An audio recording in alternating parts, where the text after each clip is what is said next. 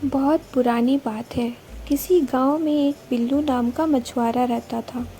उसकी पत्नी का कुछ साल पहले देहांत हो गया था और उसके बच्चे भी नहीं थे, इसलिए वो बिल्कुल अकेला था। वह गांव के पास ही एक नदी से मछलियां पकड़कर लाता और उनको बेचकर अपना पेट भरता था।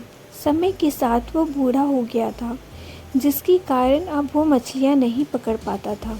मछुआरा दिन पर दिन काफ़ी कमज़ोर होता जा रहा था और उसके पास आय का कोई दूसरा साधन भी नहीं था जिससे वो अपने भोजन का प्रबंध कर सके। एक दिन मछुआरे को बहुत भूख लगी। कुछ सोचकर वो अचानक नदी की तरफ चल दिया। कुछ दूर जाने पर उसने देखा एक बाज घायल अवस्था में सड़क के किनारे पड़ा दर्द से तड़प रहा था। देखने में वो कोई जादुई बाज जैसा लग रहा था। उसके पंख सोने के थे, उसके पंजों से खून निकल रहा था। मछुआरे से उसकी ये हालत देखी नहीं गई। वो उसे उठाकर अपने घर ले गया। घर ले जाकर मछुआरे ने बाज की मरहम पट्टी कर दी। बाज उससे खुश होकर कहता है, तुम बहुत ही दयावान हो दोस्त, वरना कितने लोग उस रास्ते से गुजर रहे थे पर किसी ने भी मुझे उठाकर नहीं देखा। केवल तुम ही एक ऐसे थे जिसने मुझे उठाया और मेरी मदद की। मैं तुम्हारा शुक्रिया अदा कैसे करूं, ये मैं खुद भी नहीं जानता दोस्त। पक्षी की ऐसी बातें सुनकर मछुआरा कुछ देर तक काफ़ी स्तब्ध रहता है और कहता है, मैंने ऐसा कुछ नहीं किया दोस्त जो मुझे महान बनाए। मैंने वही किया जो इंसानियत के नाते हर कोई करता।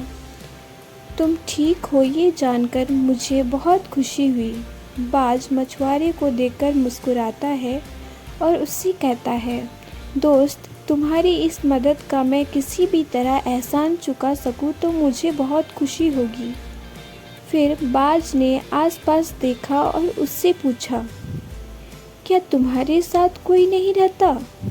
यह सुनकर मछुआरा निराश होकर धीरे से हाँ में सिर हिलाता है। बाज समझ जाता है और मछुआरे से कहता है, तुम्हारी हालत देखकर लगता है तुम बहुत बीमार रहते हो और बूढ़े भी हो चुके हो। तुम्हारे साथ कोई रहता भी नहीं जो तुम्हारी देखभाल कर सके और तुम्हारे लिए भोजन का प्रबंध कर सके। क्यों ना मैं तुम्हारे लिए रोजाना भोजन का प्रबंध कर दिया करूं? ये सुनकर मछुआरा काफ़ी खुश होता है। उस दिन से बाज मछुआरे के लिए पास की ही नदी से मछलियाँ लाने लगा, जिससे मछुआरे को अपने खाने के प्रबंध में काफ़ी मदद मिली, जिससे मछुआरे की सेहत में काफ़ी सुधार हुआ। लेकिन मछुआरे के मन में बाज के पंखों को लेकर लालच जाग रहा था। वो हमेशा बाज की नज़र बचाकर उसके पंखों को देखता और उन्हें पाने की योजना बनाता था। वो हमेशा ही उसके पंखों को देखकर सोचता था, ये बाज इतना होशियार है कि मेरे लिए रोज़ एक मछली का प्रबंध करता है और इसे कोई थकान भी नहीं होती। सबसे ज़्यादा आकर्षित तो मुझे इसके पंख लगते हैं। काश ये पंख मुझे मिले होते तो मेरा तो भाग्य ही चमक जाता। इस तरह मछुआरे के मन में उसके पंखों को लेकर लालच आ गया और वो उसे पाने की हर संभव कोशिश करने लगा। और वही बेचारा बाज दिन रात उसकी मदद करता और उसके अलावा कुछ नहीं सोचता। एक दिन मछुआरे के दिमाग में एक योजना आती है। अपनी योजना अनुसार वो एक पेड़ के पीछे छुप जाता है और बाज के आने का इंतज़ार करता रहता है। जैसे ही बाज वहाँ आता है, मछुआरा उस पर चाकू से हमला कर देता है, जिससे वो बाज वहीं मर जाता है और एक राख के ढेर में बदल जाता है।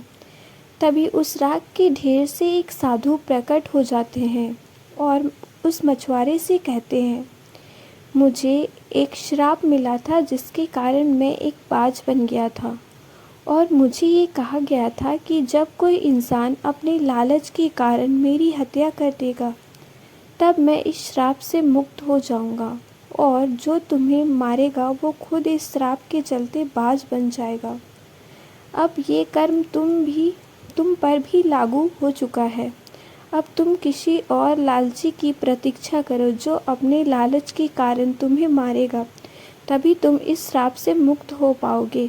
इस तरह मछुआरा उस श्राप के कारण एक सोने के पंखों वाला बाज बन गया और फिर किसी और लालची इंसान की तलाश में निकल पड़ा। शिक्षा: हमें कभी भी लालच में आकर गलत कदम नहीं उठाना चाहिए, क्योंकि नुकसान हमारा ही होता है। धन्यवाद।